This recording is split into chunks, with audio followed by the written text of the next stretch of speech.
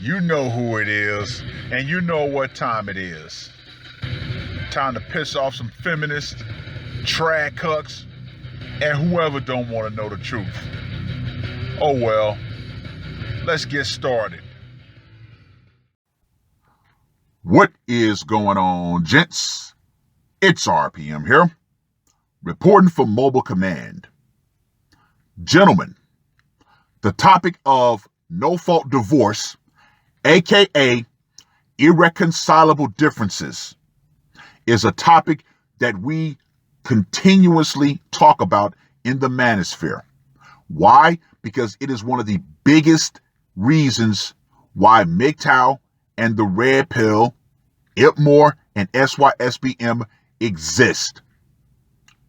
Now, whenever we talk about this topic, you will always have females and their simp lackeys come in and always try to say, well, there's always a reason for a woman to file for divorce. And then when you ask them why, what are the two main excuses that they pull from their playbook? Either the man was abusive or the man was cheating. But then you find out, no, that's not the case. However, even with Luther Campbell, the famous rapper, we did not have a smoking gun article until now. Now, I saw this article on Yahoo, but then I went to the original website, and it is a website called, guess what? ScaryMommy.com, a female-centered website. Gentlemen, here is the ultimate page from their playbook. So please, download this video to your war chest and share it where you can, because now the game is set. Now, this article was published on the 7th of November. You don't need a reason to get divorced. I could end it all with this title alone. But we're going to dive into it. But let me go ahead and repeat this title one more time for everybody in the nosebleeds. You don't need a reason to get divorced. So let's dive into this article. We have all looked at a marriage or relationship that wasn't our own and wondered why the hell the people were still together. I have also learned about a couple's split and been shocked and even disappointed to learn why they were divorcing. When toxic relationships and marriages end, there is usually a sigh of relief from bystanders and by those of us who love the victim. Oh yeah, like I said, the woman, even though she files for divorce, is still viewed as the victim. There is justification and celebration because the relationship was visibly not healthy. But even when it's not always obvious why someone is getting a divorce, we should support and normalize the fact that one or all of the people involved realized they needed something different. Not all reasons for divorce are traumatic or filled with drama. Sometimes relationships are good until they aren't. And that's a valid enough reason to let them go. When my own marriage began to unravel, it was first a conflict within myself and not one that I understood or was recognizable by my partner. I continued to have a growing sense of longing for something I couldn't name. You know, I need to find myself. I felt walls going up and I assumed something was wrong with me. I thought I needed to fix something within myself to feel better in marriage. I felt this way because nothing was wrong. My ex wasn't abusive, lazy, or cheating, or any label that would warrant me or someone to call her a bad person or a poor choice of a partner. We were good teammates and co-parents. We had been together for nearly 20 years, have 3 kids together, and were still friends. Nothing seemed wrong or out of the usual range of chalking certain feelings up to being a quote-unquote old married couple. But something wasn't right. I wasn't happy. There you go, gentlemen. There you go. The ultimate words that spell the doom of a marriage. I wasn't in love anymore. And once I realized that, I knew I hadn't been for longer than I had wanted to admit. Even when there are very clear and obvious reasons why a marriage isn't working or why a relationship didn't work out, it can be hard to end or break a commitment. Some people can't leave without a safety net because of financial reasons or threats or physical or emotional safety. But I was in a safe, loving, and financially secure relationship. I didn't think I was allowed to be unhappy enough to leave it. What was the desire, to want something else enough to leave? Were my needs more important than those of my ex or of my kids? I didn't think so. But then the resentment grew, and it became too hard to fake it. I never pretended to love my ex. I did love her, but I wasn't being completely honest about the kind of love I was holding. I didn't desire physical intimacy with her. Wasn't getting the emotional safety I knew I needed. Neither were her fault. The first, less so than the second. So wait a minute. Whoa. Wait a minute. Is this a lesbian couple that's been together for almost 20 years? It would seem so. So now I have to ask the question, if this is a lesbian couple, where did the kids come from? But even lesbian couples have a high divorce rate, and they actually have a higher domestic violence rate. But even though this might sound like a lesbian couple, we know this happens to heterosexual men far more. Continuing on. For so long, I was ignoring signals that were advising me to make changes, but I didn't give myself permission to do so. This was in part because I didn't think I could give a good enough reason to leave what looked from the outside like a perfect marriage.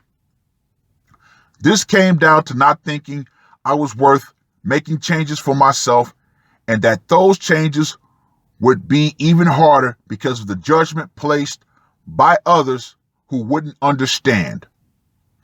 Too often, the narrative is that people should stay together for the kids, or that couples should work harder to make it work.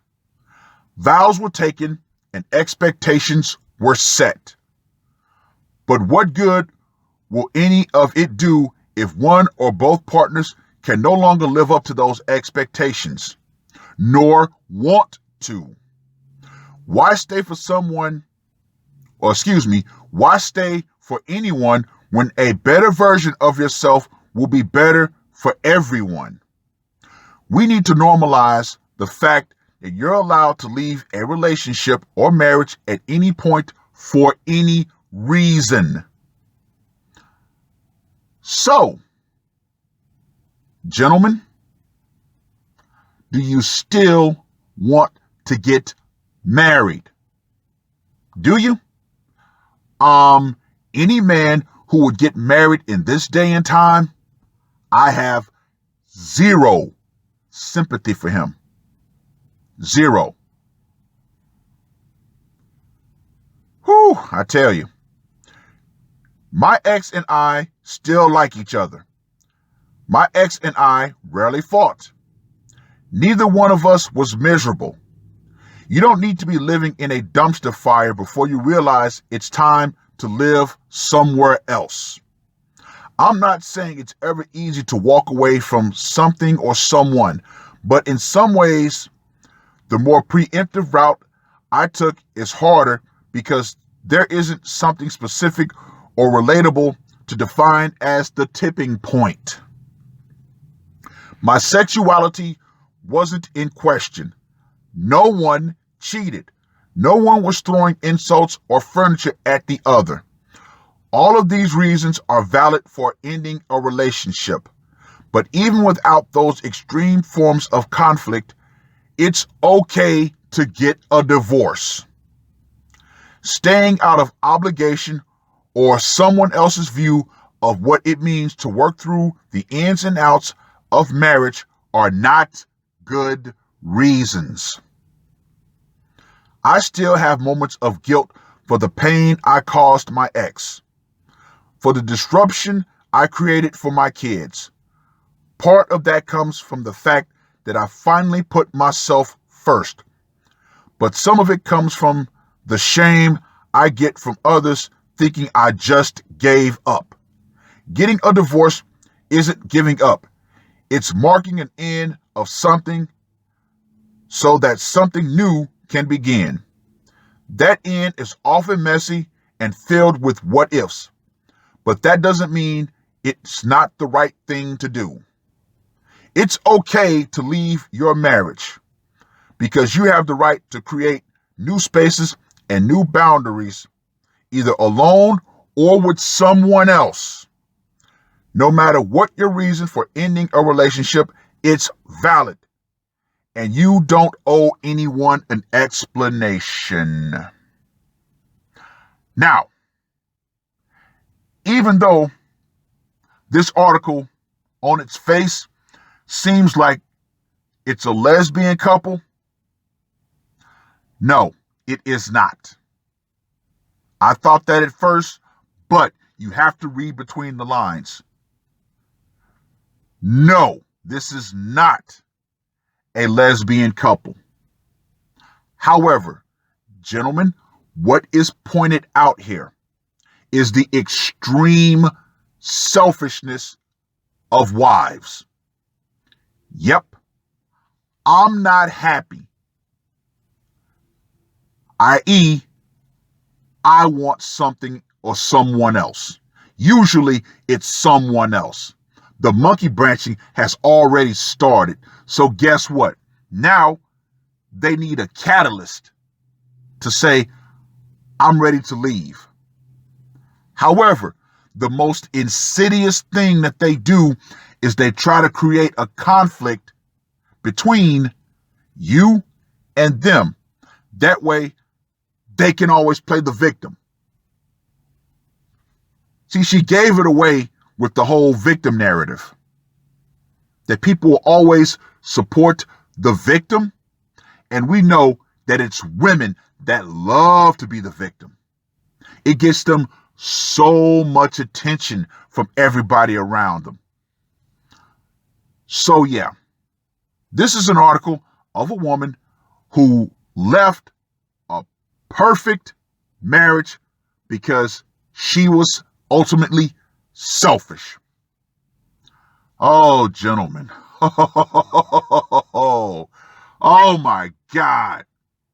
Oh yeah. Oh yeah.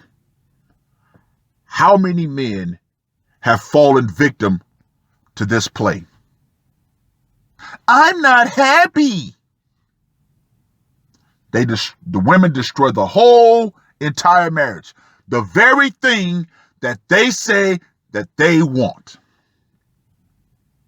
Oh, yeah. But see, here's my suggestion. They keep talking about the marital rate and how the marital rate has fallen off a cliff. But yet they want to turn right around and say men aren't stepping up. No. We live in the information age. Men can readily search the statistics. Men can readily search all the information as to why marriage is a horrible deal. So, here's what I suggest. If you want to try to even start to fix the marital rate, here's where you start.